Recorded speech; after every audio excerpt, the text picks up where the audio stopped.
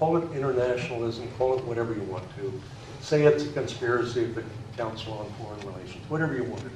You can't build 800 detention camps in America without somebody hearing about it outside of Canada. We heard about it. We need to form a new set of coalitions. So why not say to other important nations, look, you've got some stake here. You want the oil to continue to flow. Let's get together and make sure the oil flows so the international economy doesn't shut down.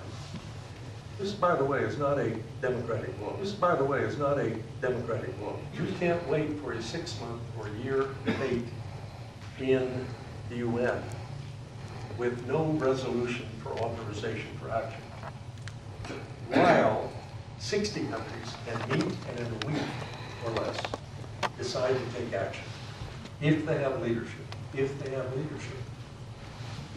Now, we do run up against one kind of Native American woman. I ran into it last week in the Tedder-covered Modo bookstore. Several people got up and said, reading from a piece of paper, how long have you been in the pay of David Rockefeller? Aren't you a member of the Council on Foreign Relations? Because I've been talking about this new age of internationalism. Well, these are the conspiracists who believe not only that the Trilateral Commission, the Bilderbergs, and the Council on Foreign Relations are the serious skull and bones cult that secretly runs things behind the scenes. And that, by the way, this is part of what I heard, that mysterious group had pulled off the 9/11 attacks on America as part of the conspiracy.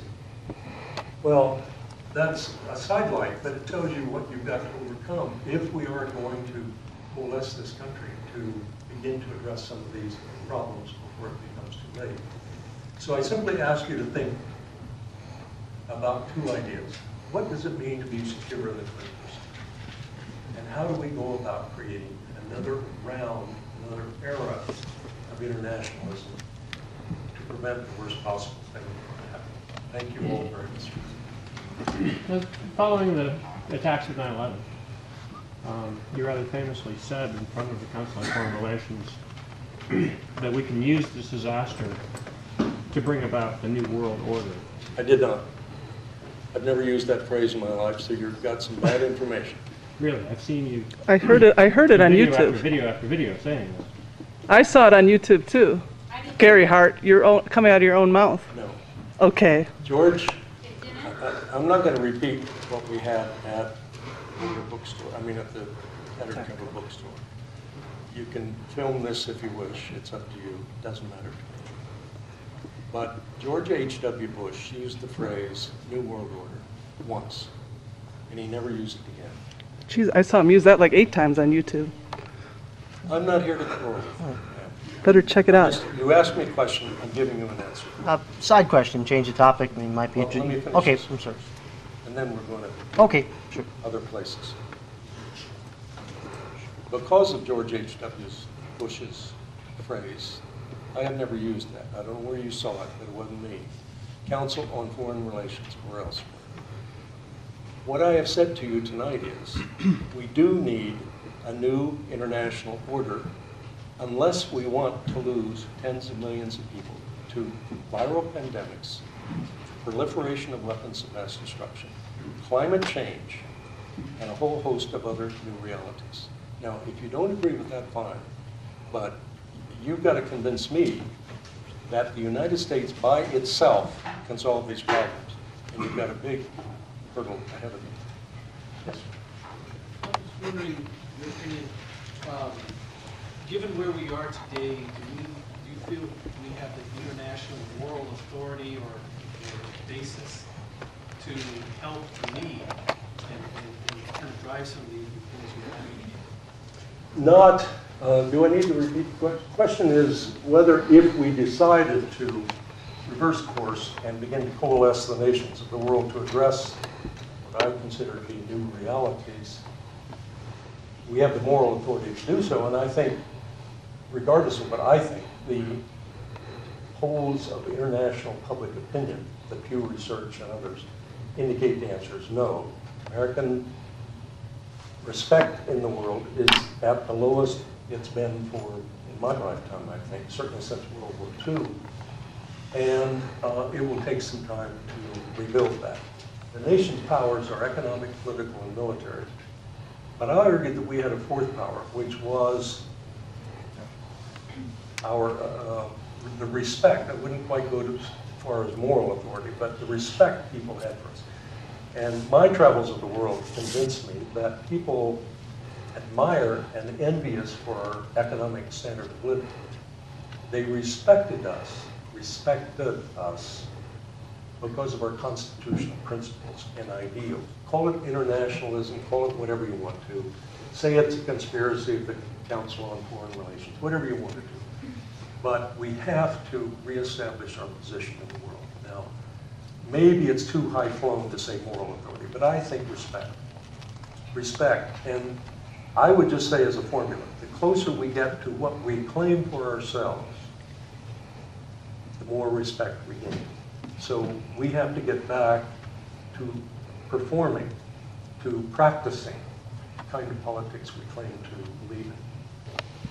Do you want U.S. Navy, Air Force, Army, and Marine Corps to be the principal, if not sole guarantor of oil coming out of the Persian Gulf to the rest of the world? Or do you want the Chinese, the British, half of Europe, if not 2/3 of Europe, Asian countries, other countries, participating in that effort? Now, the effort isn't necessarily fighting land wars in Iran, Iraq, Saudi Arabia, or anywhere. It's keeping the sea lanes of communications open. It's letting tankers go back and forth. It's all of us just guarantee oil will follow, that's all. In the past couple of years, starting in January of 2006, the Halliburton subsidiary of Kellogg Brown & Root received a contract from FEMA They're my first priority. Is paying customers. Are you filming me? No.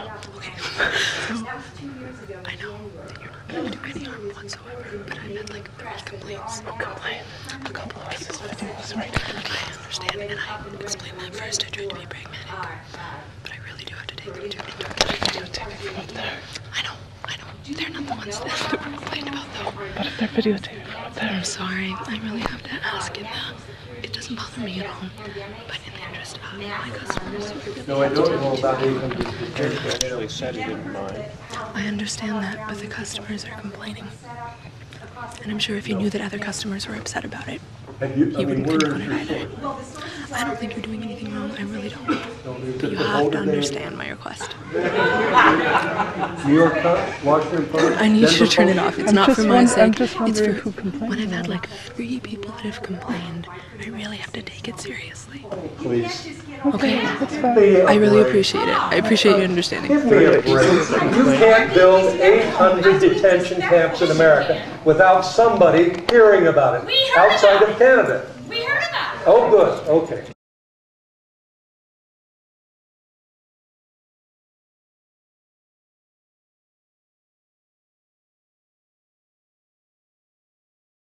Going to be attacked again. I've said that consistently for 7 years.